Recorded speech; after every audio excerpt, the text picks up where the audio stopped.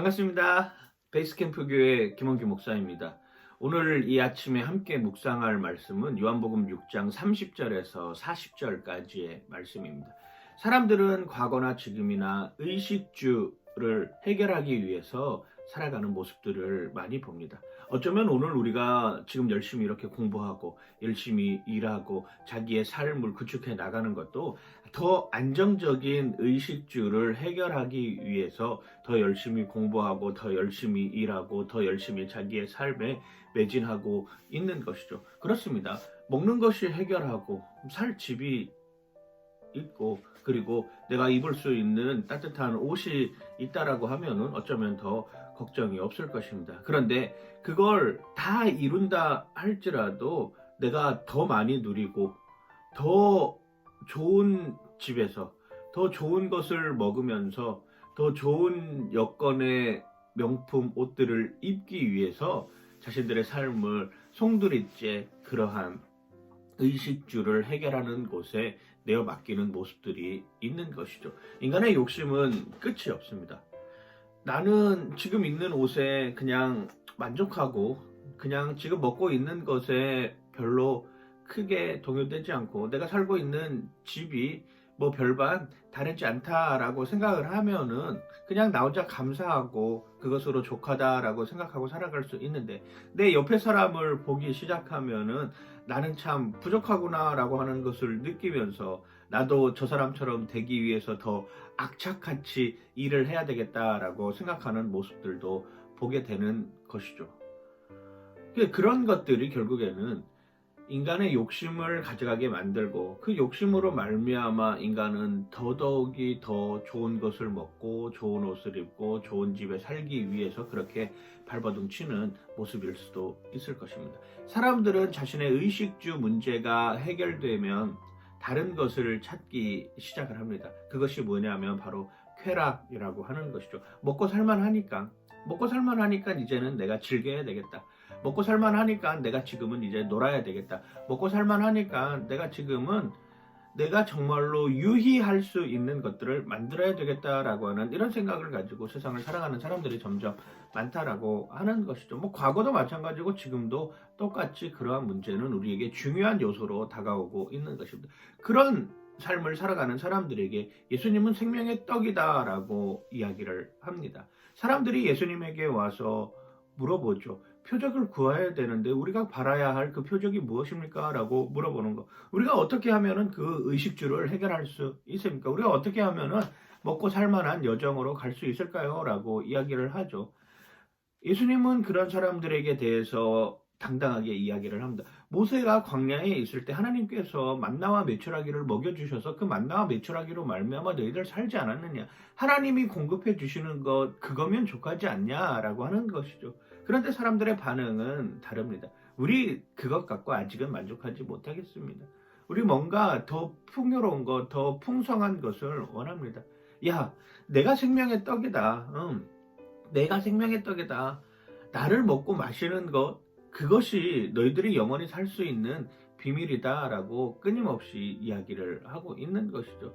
결국 나중에 예수님이 성찬식 때 성만찬을 하면서 분명하게 내 몸은 참된 양식이고 내 피는 참된 음료다라고 이야기를 하지만 그럼에도 불구하고 의심하는 사람들은 그러면 사람을 잡아먹으라는 거냐 식인종이냐라고 하면서 예수님에게서 도망가는 모습들도 보게 되는 것입니다. 예수님은 진정한 생명의 떡입니다. 우리가 살아갈 수 있는 요소를 또 한 번 우리에게 보여주고 있는 것이죠. 6장 35절 예수님은 이렇게 표현을 합니다. 예수께서 이르시되 나는 생명의 떡이니 내게 오는 자는 결코 줄이지 아니할 터이요 나를 믿는 자는 영원히 목마르지 않겠다라고 우리에게 선언하고 계십니다. 스스로 생명이 떡이 되셔서 내게 오른 자는 결단코 영혼의 목마름으로 갈급한 심령으로 살 수 없고 이제는 내가 예수 그리스도와 함께 영원히 목마르지 않는 영생의 삶을 너희들에게 보여주겠다라고 이야기를 하고 있는 것이죠. 그리고 그렇게 나에게 오는 사람들에 대해서 차별을 두지 않겠다라고 분명하게 이야기를 합니다. 아버지께서 내게 주시는 자는 다 내게로 올 것이요 내게 오는 자는 결코 내쫓지 않겠다. 사람은 사람을 구별하기 시작을 합니다. 나보다도 좀 더 먹을 것이 없는 사람, 나보다도 좀 더 입을 것이 없는 사람, 나보다도 좀 더 좋은 집에 살지 못하는 사람하고는 같이 하려고 하지 않습니다. 그러나 예수님은 분명히 우리에게 이야기를 하고 있는 것이죠. 아무나 와라. 내가 상관하지 않겠다. 나에게 오는 그 어떤 사람이라도 나를 다 용납해주고 나를 다 받아주겠다라고 하는 것, 이게 바로 예수님의 사랑이죠. 그 사랑을 받은 우리 그리스도인들이 취해야 할 마음가짐이 바로 그러한 마음가짐입니다. 아무나 와라. 교회가 그런 곳이 되어야 되지 않겠습니까? 아무나 와라. 누구든지 와라. 죄를 짓든 죄를 짓지 않든, 물론 죄를 짓지 않는 사람은 없지만 누구나 와서 여기에서 예수님을 만나고 생명으로 다시금 거듭나는 삶을 살아가면 그것으로 족하다. 예수님이 생명의 떡이 되신 이유는 어쩌면 그 이유 때문이다 라고 하는 것을 우리에게 보여주고 있는 것입니다. 그러나 우리는 자꾸 경계를 두면 됩니다. 당신은 오면 되고 당신은 오지 말아야 할 사람입니다. 당신은 예배 드릴 자격이 있는 사람이지만 당신은 예배 드릴 자격이 없는 사람입니다. 그걸 누가 정하냐고요. 그걸 정한다라고 하는 것은 이미 나는 그리스도의 사랑을 실천하지 않겠습니다라고 고백하는 것하고 똑같다라고 하는 것이죠. 분명하게 예수님은 이야기를 합니다. 자신은 생명의 떡이고 아무나 내게 와서 내 양식을 먹고 내 음료를 마시는 사람들은 영생에 동참할 수 있다. 그리고 그 사람들을 다시금 부활하겠다라고 하는 것을 우리는 오늘 본문을 통해서 분명하게 보여주고 있는 것이죠.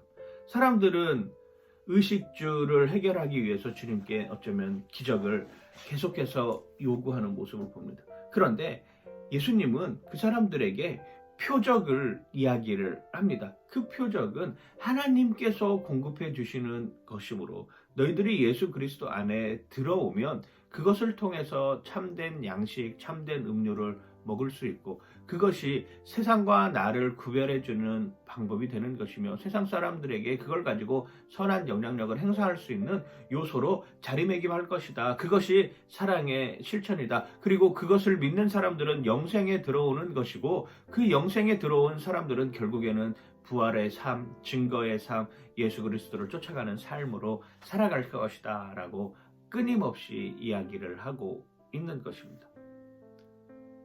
제가 좋아하는 음식들이 너무나도 많이 있습니다. 라면도 좋아하고요, 빵도 좋아하고 밀가루 들어간 음식들이 너무나도 좋습니다. 그런데 제가 지금 암 수술을 하고 난 이후에 그러한 음식들을 먹잖아요. 그러면 바로 얼마 지나지 않아서 설사를 하게 됩니다. 입에는 너무나도 좋은 음식인데 그 음식을 먹을 때는 너무나도 즐겁고 행복한데 그런 음식들이 불과 한두 시간 지나면 화장실 가는 것 때문에 너무나도 불편합니다. 그래도 또 먹어요. 왜? 입에 다니까. 사람들은 이 입에 단 것을 좋아합니다. 그런데 우리 몸에 좋은 것을 먹어야 되는 것이죠. 집에서 저희 아내가 해주는 밥을 먹으면 속이 그렇게 편합니다. 집에서 저희 아내가 해주는 반찬을 먹으면 속이 그렇게 편해요. 그냥 편안한 하루를 지낼 수 있습니다. 그것이 어쩌면 지속적으로 영원하게 우리에게 다가오는 참된 양식이고 참된 음료라고 하는 것이죠.